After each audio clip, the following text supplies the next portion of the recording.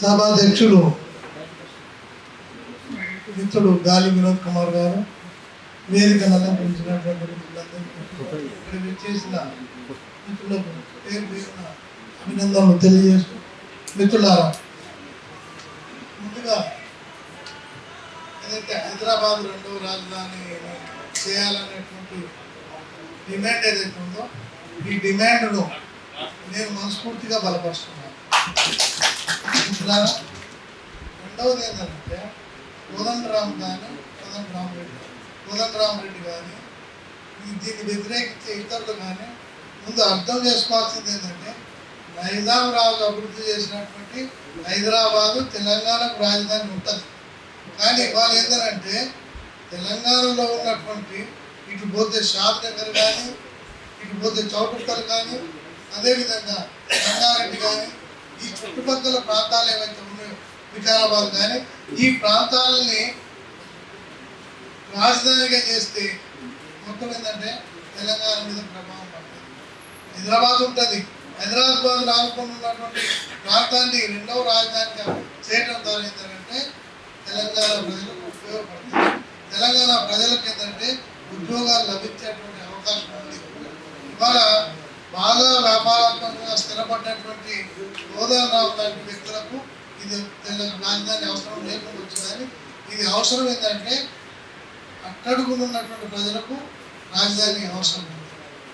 ఇక రెండోది ఏంటంటే ఇవాళ ఆర్ఎస్ఎస్ సిద్ధాంతం ఏదైతే ఉందో, ముందుగా చెప్పాలంటే పాలకుల యొక్క సంస్కృతి ప్రజల సంస్కృతి అంటే ఇవాళ నార్త్ ఇండియా వ్యక్తులు పరిపాలన చేస్తున్నారు కాబట్టి ఆ సంస్కృతి అంతా మనకు వస్తుంది, దాన్నే మనం పాటిస్తున్నటువంటి పరిస్థితి ఉంది. ముఖ్యంగా నార్త్ ఇండియాకు సంబంధించిన పాలకులు ఉన్నారు కాబట్టి ఇవాళ మొత్తం దేశం అంతా ముఖ్యంగా సౌత్ ఇండియాలో వాళ్ళు తీసుకువేసి దోపిడీ చేస్తున్నటువంటి పరిస్థితి కనబడుతూ ఉంది. ఇంతకుముందే ప్రొఫెసర్ గాలి వినోద్ చెప్పినట్టుగా కోస్తా ప్రాంతం మరి మిత్రుడికి ఒక మాట మాట్లాడారు, తెలంగాణ ఏర్పడడాన్ని నల్లా సూర్యప్రకాష్ అనే వ్యక్తి వ్యతిరేకించారు. ఖచ్చితంగా ఉమ్మడి ఆంధ్రప్రదేశ్ ఉండాలనే ఆలోచనతోనే ఉన్నాను. ఈ రోజు కూడా అదే, కానీ ఆల్రెడీ తెలంగాణ ఏర్పడ్డది కాబట్టి ఇక చేసేది లేదు. మిత్రులారా, బలంగా రాష్ట్రం ఉండాల్సినటువంటి అవసరం ఉందనేది నా అభిప్రాయము. రెండవది ఏంటంటే ఈ నార్త్ ఇండియాలో ఉన్నటువంటి పాలకులు, ప్రధానమంత్రి వాళ్ళకు ఉన్నటువంటి పాలకులు ఉండటం మూలాన గుజరాత్ కానీ రాజస్థాన్ కానీ అదేవిధంగా యూపీ ఇటువంటి రాష్ట్రాలకు సంబంధించిన వ్యాపారస్తులందరూ కూడా సౌత్ ఇండియాలో తిష్ట వేసి ఇక్కడ సంపదంతా కొల్లగొట్టి నార్త్ తీసుకుపోతున్నటువంటి పరిస్థితి.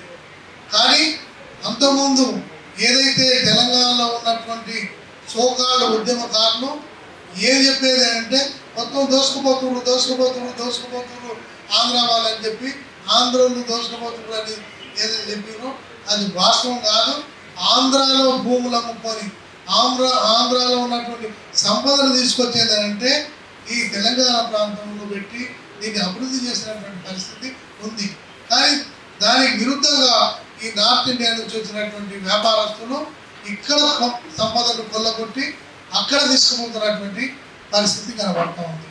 ఇక రెండోది ఏంటంటే ఆర్ఎస్ఎస్ సిద్ధాంతం ఏంటంటే ఈ దేశంలో ఒకరిద్దరు మాత్రమే వ్యాపారవేత్తలుగా ఎదగాలి, మిగతా వాళ్ళంతా వాళ్ళకి అనుబంధంగానే ఉండాలి. మొత్తం పూర్తిగా ఒకరిద్దరు ఎదగటం మూలాన ఏమైందంటే ఈ ఆర్ఎస్ఎస్ కానీ భారతీయ జనతా పార్టీ కానీ దానికి అనుగుణంగా వాళ్ళు ఏమి చెప్తే అది చేస్తే పరిస్థితి ఉంటుందని ఇవాళ అదే పరిస్థితి కనబడుతూ ఉంది. ఆదాని కానీ అంబానీ కానీ మొత్తం దేశంలో ఉన్న వ్యాపార సామ్రాజ్యాన్ని, దేశంలో ఉన్న మిగతా వాళ్ళందరినీ కులదోసి వాళ్ళే మన వ్యాపార సామ్రాజ్యాన్ని నిర్మించుకుంటున్నటువంటి పరిస్థితి కనబడుతూ ఉంది. మిత్రుడు చెప్పింది ఏదంటే వాళ్ళ ఛత్తీస్గఢ్ కానీ అదేవిధంగా ఆ గుట్టలు గుట్టలు ఏవైతే ఉన్నాయో అవన్నిటి మీద యుద్ధం చేస్తున్నటువంటి పరిస్థితి. బాంబులు అంటే విదేశీయుల మీద కాదు బాంబులు, ఈ దేశ వాసుల మీదనే బాంబులు వేసుకున్నారంటే దానికి కారణం ఏంటంటే అదాని అంబానీ లాంటి వ్యాపారవేత్తలను అభివృద్ధి చేయడానికి మొత్తం సంపదంతా వాళ్ళ చేతులు పెట్టడానికి వాళ్ళ కంకణం కట్టుకుంది పాలకవర్గం. ఎందుకంటే ఏమనంటే మేము గుజరాత్ అనేటువంటి ఆలోచన చేస్తున్నాము. ఈ గుజరాతీలు కానీ రాజస్థాన్ కానీ మొత్తం నార్త్ ఇండియాకి సంబంధించిన వాళ్ళంతా కూడా ఇవాళ మన సౌత్ ఇండియా ఏంటంటే దోసుకున్నటువంటి పరిస్థితి ఉంది.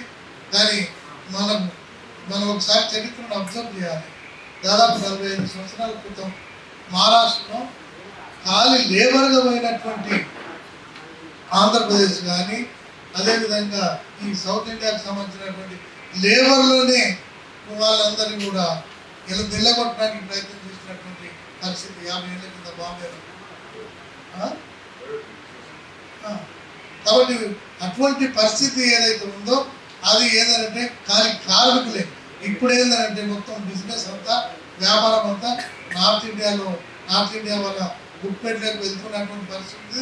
రానున్న కాలంలో ఎంతో కొంత అభివృద్ధి చెందినటువంటి ఆంధ్ర తెలంగాణకు సంబంధించిన వ్యాపారవేత్తలను కూడా పూర్తిగా వాళ్ళను మెడ మీద మన మిత్రుడు చెప్పినట్టుగా మెడ మీద కత్తి పెట్టి అయినా వాళ్ళ ఆస్తుల్ని కొల్లగొట్టేటువంటి పరిస్థితి కనబడుతుంది. ఆ ఆస్తులను కొల్లగొట్టి ఆదాని అంబానీకి ఇచ్చేటువంటి పరిస్థితి ఇవాళ ఏంటంటే మన ఎక్కడ పోయినా దేశంలో కాదు ప్రపంచంలో ఎక్కడ పోయినా కూడా వాళ్ళనే అభివృద్ధి చేయడానికి ఇవాళ పాలకులు కంకణం కట్టుకున్నటువంటి పరిస్థితి కనబడుతూ ఉంది.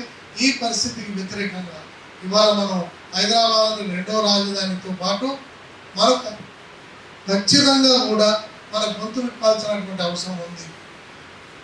ఈ నార్త్ ఇండియాకు వ్యతిరేకంగా నేను ముఖ్యంగా వినోద్కు రిక్వెస్ట్ చేస్తున్నాను ఏంటంటే ముందుకు రావాల్సినటువంటి అవసరం ఉంది. నార్త్ ఇండియా వాళ్ళకు వ్యతిరేకంగా మనం కథం దొక్కాల్సినటువంటి అవసరం ఉంది. కాబట్టి మిత్రులందరూ ఆలోచించాల్సినటువంటి అవసరం ఉంది. అట్లా ఆలోచించకపోతే వచ్చే తరం ఏదైతే ఉందో మాదైతే అయిపోతుంది. వచ్చే తరం ఏదైతే ఉందో మనల్ని క్షమించేటువంటి పరిస్థితి లేదు. కాబట్టి వాళ్ళు బాగుపడాలన్నా కూడా ఇవాళ మనం ఖచ్చితంగా వీళ్ళకి వ్యతిరేకంగా నిలబడాల్సినటువంటి అవసరం ఉంది. మనం నిలబడకుంటే మనం ముందుకు సాగేటువంటి అవకాశం లేదు. కాబట్టి మిత్రులారా చాలా విషయాలు మాట్లాడాలని అనుకున్నాను, కానీ కొంచెం సమయం లేదు. 1 గంటకు ప్రెస్ కాన్ఫరెన్స్ ఉంది ఈనాడు దగ్గర. అందుకని ఆ ప్రెస్ క్లబ్లో దానికి వెళ్ళాల్సిన పరిస్థితి ఉంది. కాబట్టి క్షమించండి, నేను వెళ్తున్నాను. జై భీమ్.